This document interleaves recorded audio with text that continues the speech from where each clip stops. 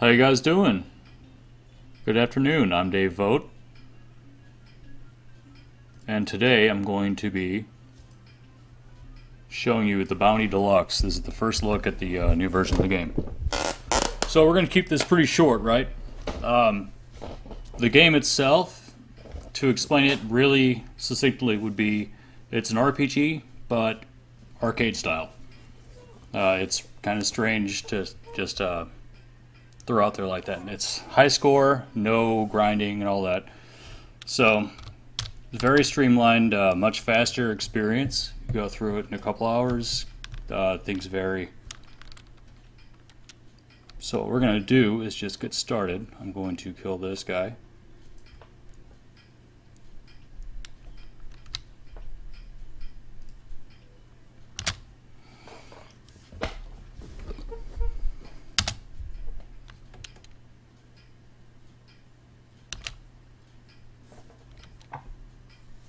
Now the idea came about 5 years ago. I was playing a lot of high score stuff.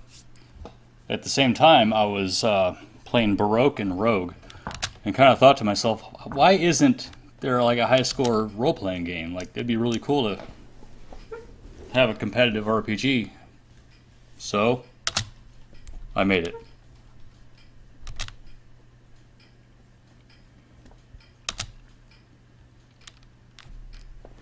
Okay, we're going to do this, do a couple levels on casual, which will show off your free save and all that sort of thing. We're going to play as... Let's play as Trickman Terry. He's the cat from EGM, now Retroids and VG Evo. There's probably about a dozen characters you can play as. And more, you can become one if you like. If you check out the GoFundMe. The link should be in the description. I didn't mean to hit this, but it's okay.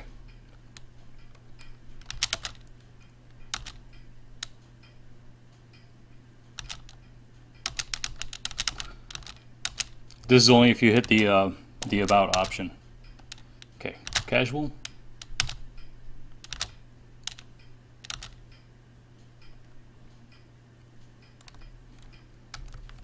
As you can see, this is a 16-bit style. I did all the graphics in like a Sega Genesis style limitation, so you have 16 colors per sprite. Actually 15, and one is your transparency. And I'm sorry about my throat. I got something going on.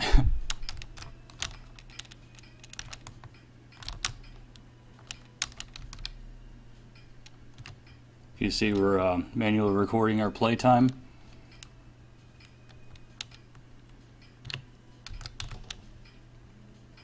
The battle system is Dragon Quest to a T. The only difference is actually another Enix inspiration.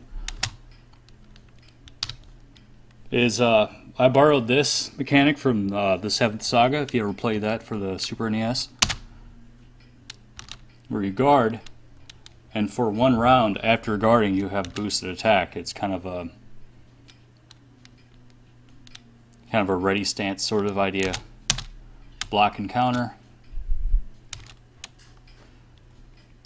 Enemies can do that as well. There's not many that do, but they do have that ability. So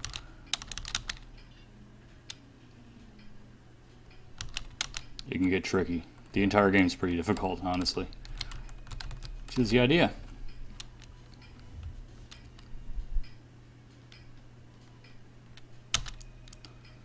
First puzzle, there's only a handful. Like, there's a pretty good variety of gameplay.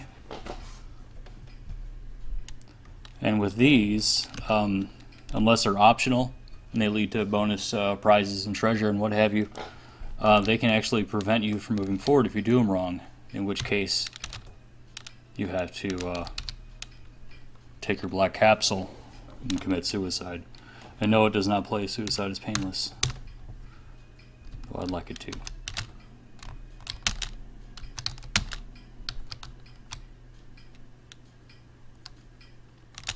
And you get points. Casual mode, no score.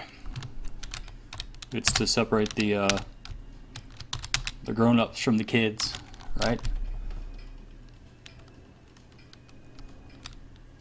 So in this level, you notice it's very dark, right? So we're going to run,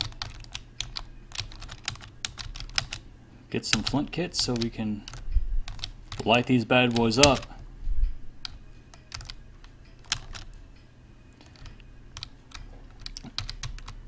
Another note I'd like to make, when you're in a dark room, here let's game audio. I don't want it to drown anything out. I'm going to actually shut up in a second. But when you're in a dark room, your agility suffers, because that's what happens when you're in the dark and you can't see. In addition to that, your equipment also affects your agility. So right now I'm at 15.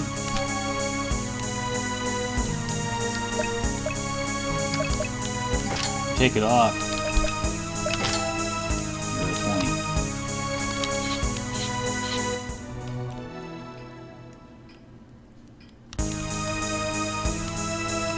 All enemies are on screen. There's no random battles or anything. They're all avoidable, except for a few exceptions like bosses. And we're just going to play through. I'm going to show you this room and the next, and then I'm going to start over on competitive and see how far we can get in a few minutes.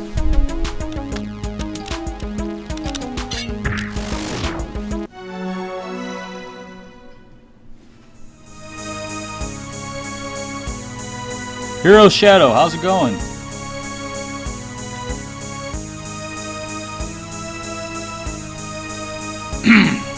Again, I'm sorry for my, it sounds like I've been screaming and my voice is all shot. Actually, there's one more thing I'm going to show you guys. If you notice, the wall looks a little bit different. That's because it's a secret. These are hidden throughout the game. There's other kinds of secrets as well. Some of them are obvious like that. Some are based on switches and you'll hear something go off. And some of them are actually fully passable walls where you can walk through a large distance. Oh, awesome!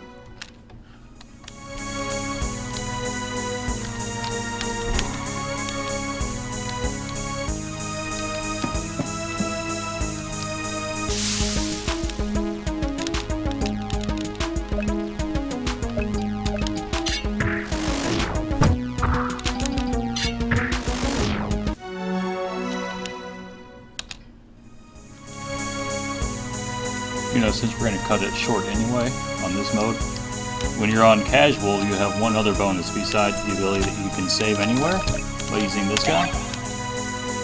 And it also auto-saves, so every time you pass a floor, your game auto-saves for you. It makes it a lot... I don't want to call it like an easy mode, because the game is still hard. It's basically a way for you to play and practice and learn. So if you want to go for the high score, you're ready. And if you don't care about that, you just want to play the game and experience it at your own pace, you can. No penalties. So we're hurt. We're down and out. Let's just pretend we don't have a ton of gear. So I have to fall back on the old elixir of cowardice. And there's like a half dozen different things kind of calling you a wuss. You can use this in battle as well. It gives you full health and levels all of your stats up. But you turn into a chicken. So there's stuff all through here.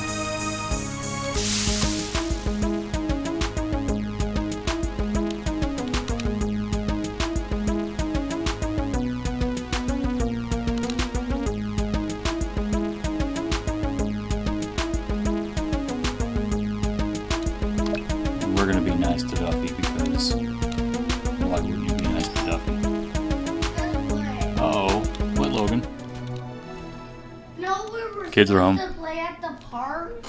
Tone it down a little bit, okay? Yeah. That's what Charlie and Tristan, Charlie and Paul were doing. What? Just listening to songs. Okay, we'll go play. Okay, we'll go play. We'll play for about 15 more minutes, buddy. Or play outside. Then play outside for 15 minutes, okay? That's all. Okay?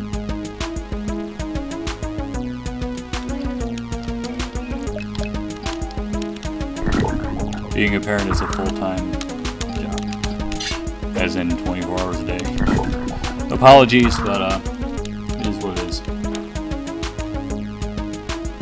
This crud here poisoned me, as you can tell with the Mr. Yuck status.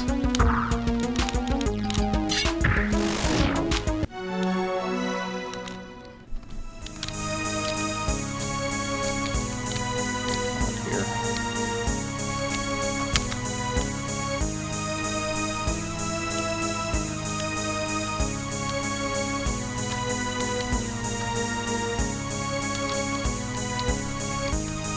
Wonder what this clue is for.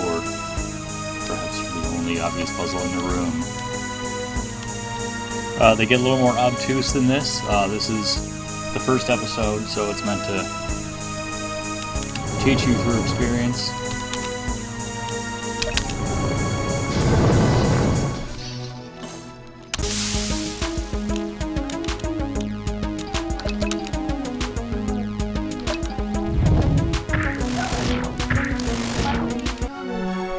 It's okay. It's not a big deal. She's 12.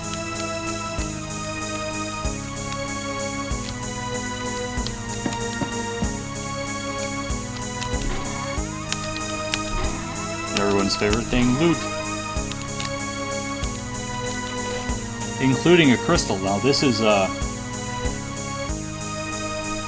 another addition to this version of the game. Now you find these crystals throughout the game, and you can sell them. There's a merchant at the end of each episode, like one room before the boss, and you sell them these for sell these to him. For points.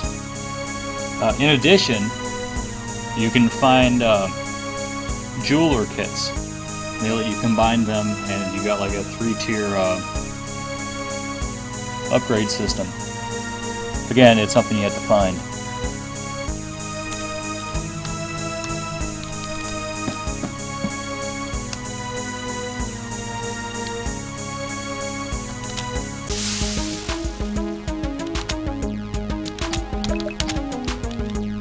And now we're gonna die.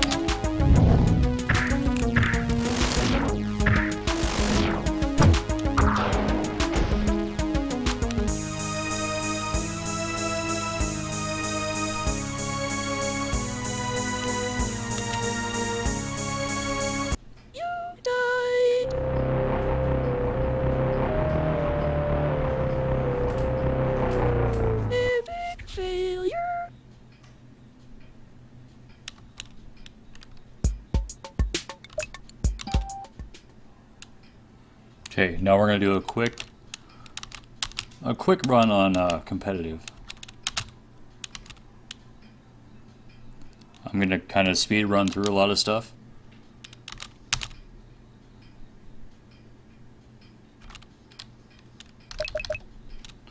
This time, let's play as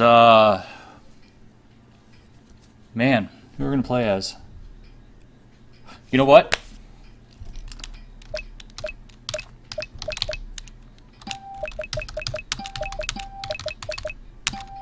In a short form comedy game that I started, I put out the first episode for a competition. Anyway, there's an arcade, and in it I made a Pac-Man clone called Pick-Man, where you're a little guitar pick that, you know, whack, whack, whack, open and closed. So we're going to play as Pick-Man. No introduction, competitive. Yeah, the game is fully speedrunnable. It measures your time. When you complete the game on any difficulty, and depending on what things you've achieved, you'll have a different title, and that will be sort of like your the proof's in the pudding, man. You get to the end, here's your clear time, and here's your title. A lot of things are skippable in the game. You don't have to grind anything. There's only a handful of fights you have to fight. They can be difficult to avoid.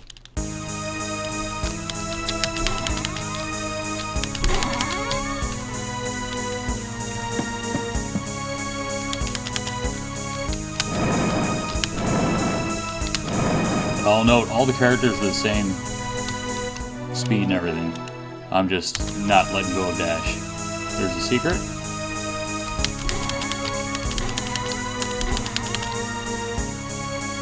Got that jeweler's kit I was mentioning.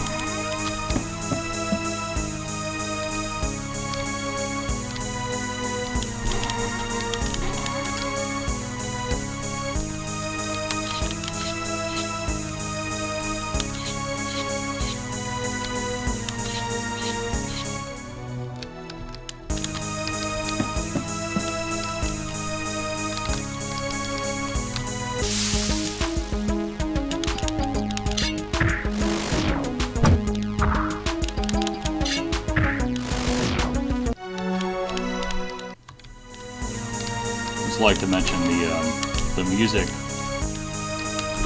That was weird.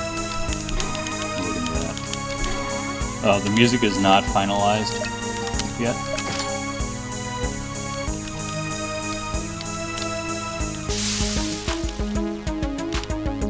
At least not for episode 1 and the title.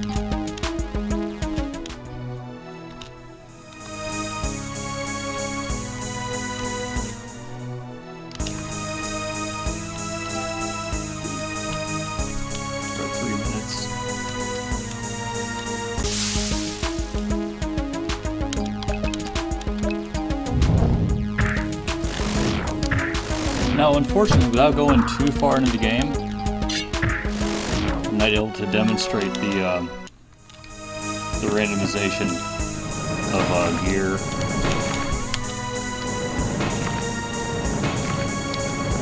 You know what? We're going to save just in case.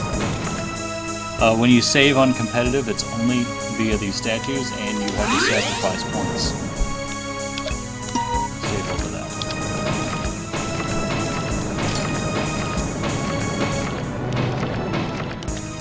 Those are one-shot kills.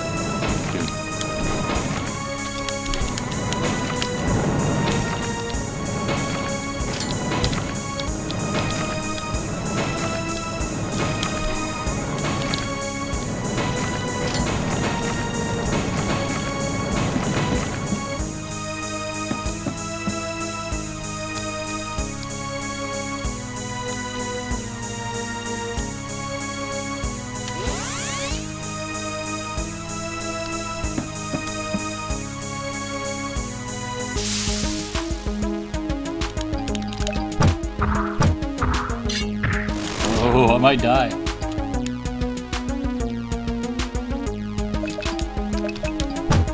Oh, I died. That's what happens when you're not careful. Luckily, I saved.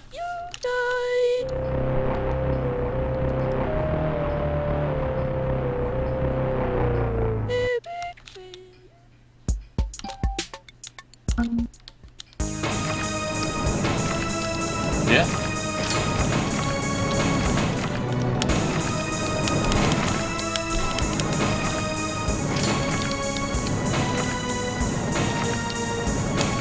Oh, I didn't hit the switch.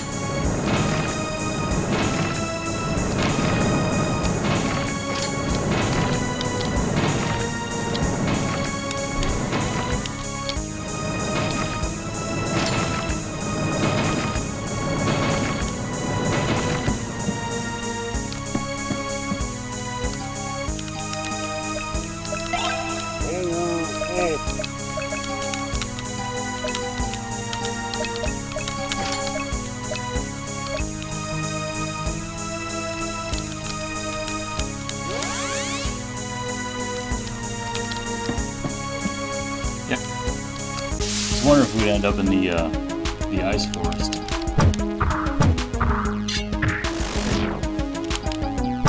But we did not.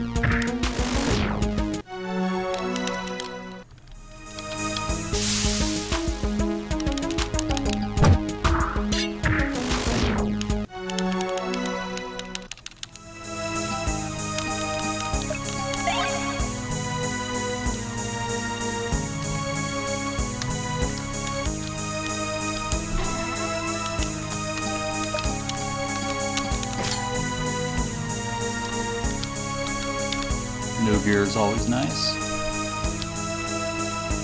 Run, run, run, run, run.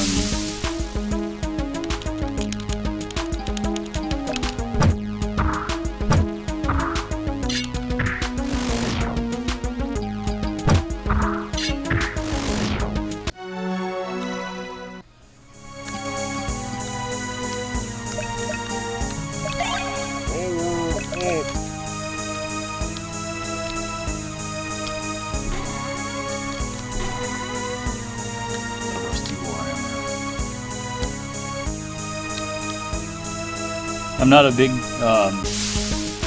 fan of the two-handed weapons. There is no particular advantage or disadvantage to going with a certain style of weapon set. I just prefer to have a shield.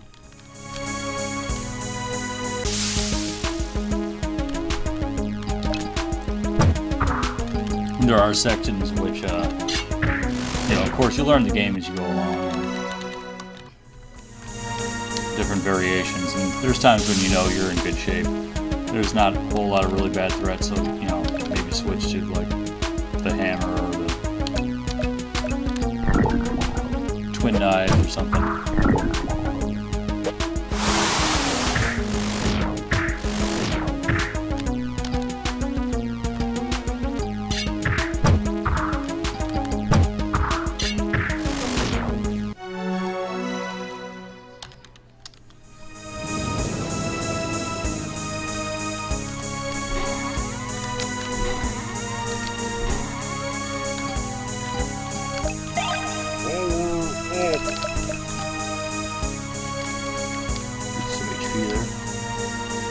Those soul orbs are the only way to increase your stats, save for the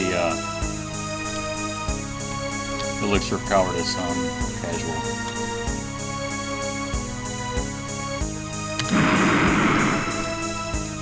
That's the boss. Spoilers. All right.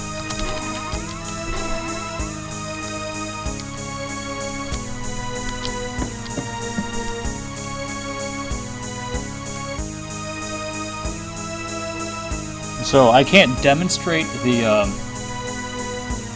aspect change and the screen size change. You can toggle with F5 and F6 now for a variety of screen sizes and all that. I can't really do that to show off details as much. If you notice, there's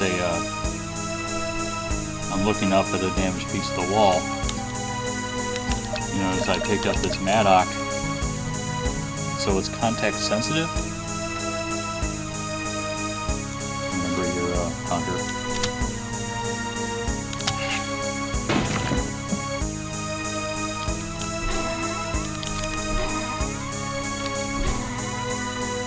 Alright.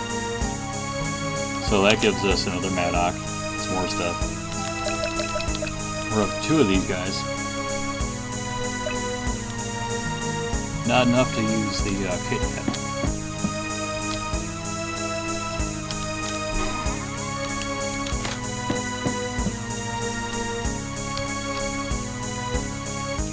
There's a puzzle, there's a good chance there's a hint.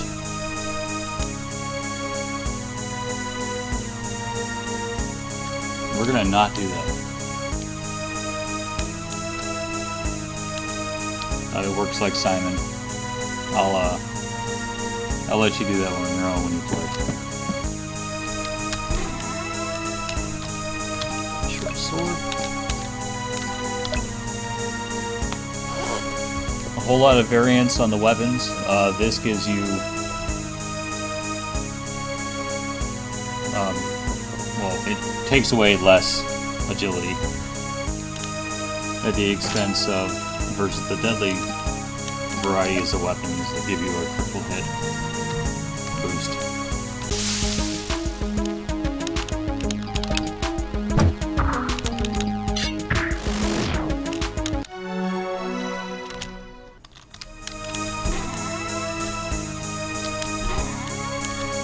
A non-rusty warhammer. Scrolls.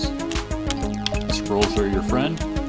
There's no innate casting ability, it's all through scrolls, so you need to ration them.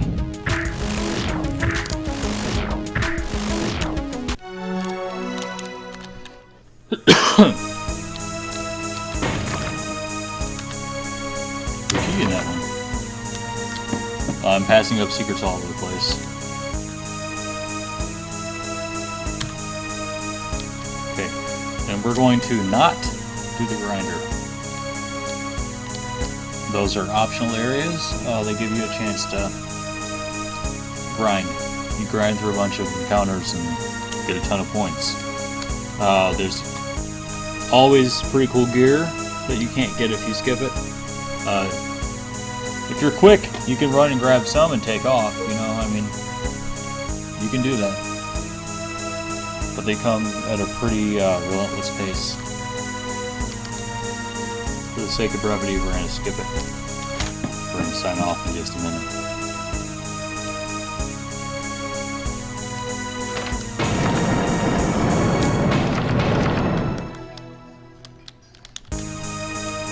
Some Indiana Jones style.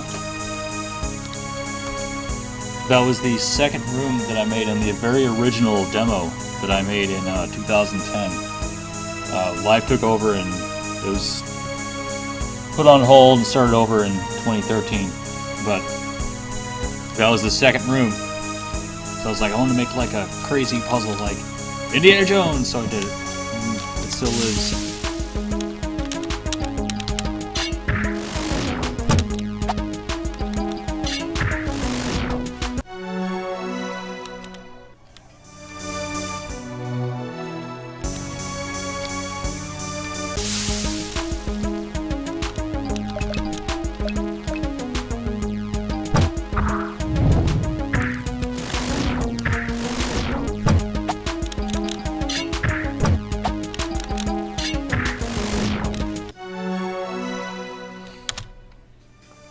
Okay, so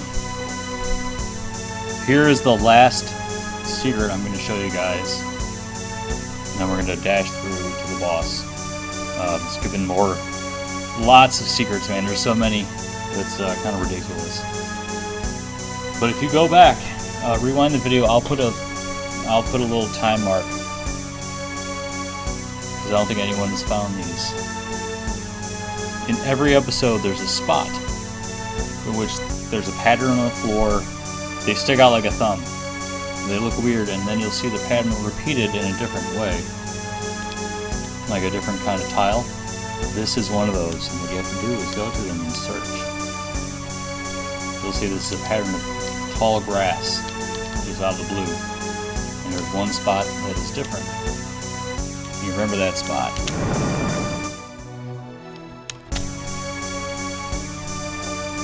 These are super obtuse, completely optional, they're just points, but it's one of those old school early 80s kinds of things before, you know, everyone held your hand.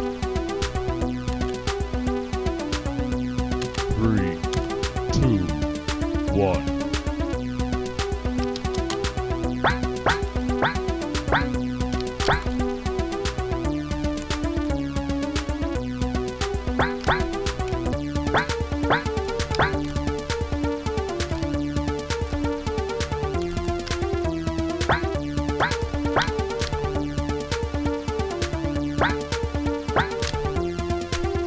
We did it!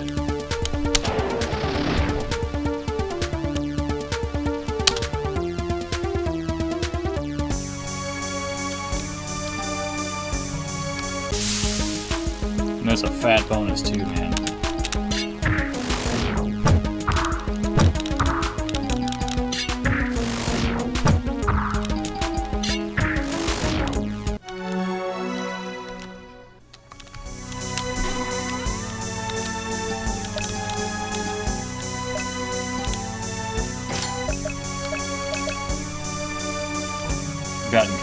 luck on this this run. I've gotten more weapons than anything else. Chest drops, the loot can vary. See, it's a correct bit. We're not going to go through the big back area, but we do have. That doesn't work yet.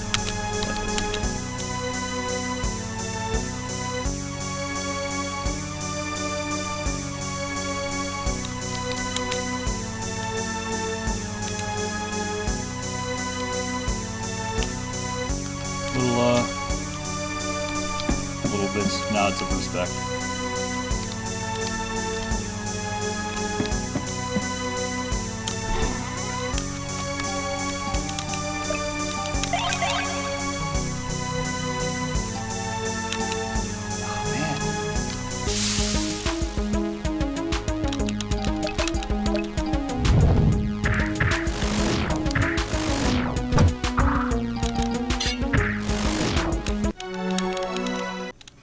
Okay, so we are extremely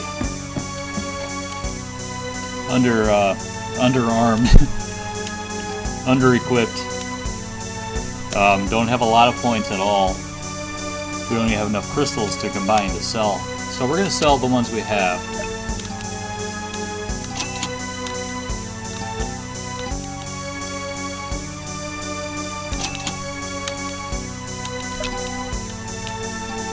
So. But we made it here in 16.5 minutes. And we're probably going to die a lot.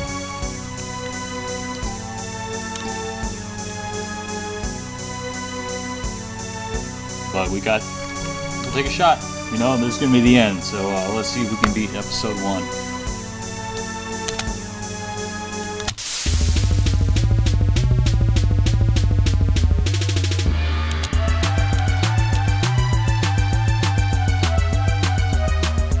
This song is based on a death metal piece I wrote. And,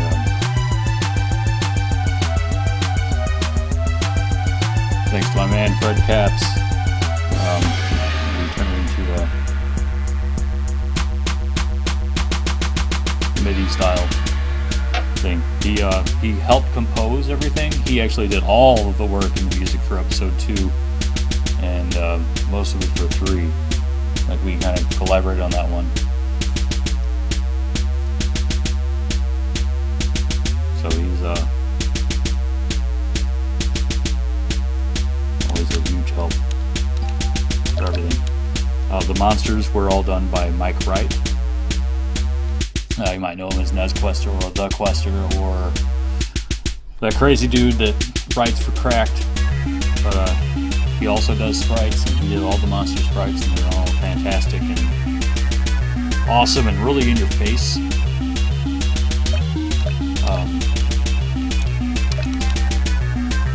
They've been likened to wrestlers, so it's cool. They're like totally up, like they're ready, really ready to kick your ass. Okay, so use the Madness Mayhem. That was an item designed by Matt Miller and Michelle Ireland. Fantastic people. This item gives us an attack boost. It hurts to use it, but we're super strong for like 3 rounds. Oh, I can't. I'm so weak.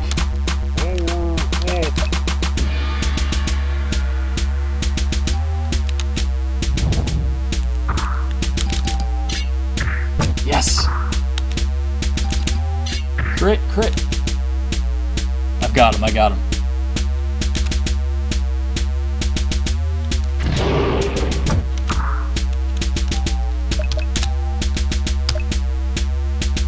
This is it.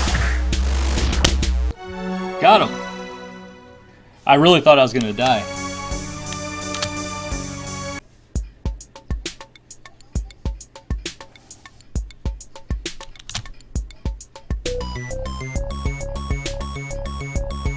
Well, fantastic. Okay, that actually ran longer than I wanted to, but that's okay.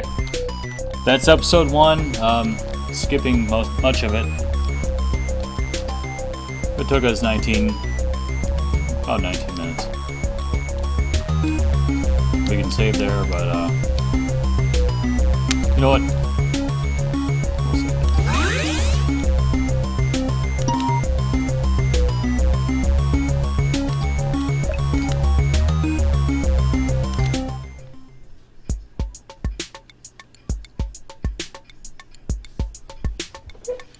So yeah, that's episode 1 of the Bounty Deluxe. If you look in the description, we got links to everything. There's a GoFundMe going on. Let me mute the game. Okay, there's a GoFundMe for a physical release.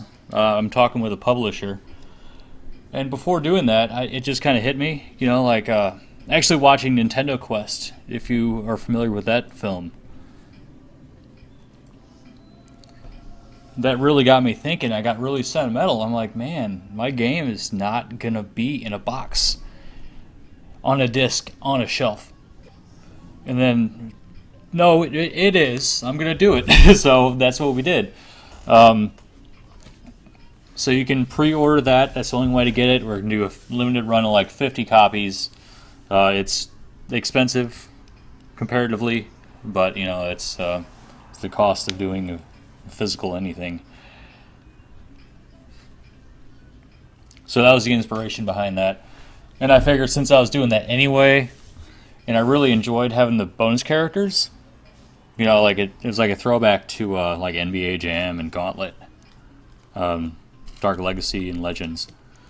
So I figured, you know, we'll add a tier for that, see if people want to become a character.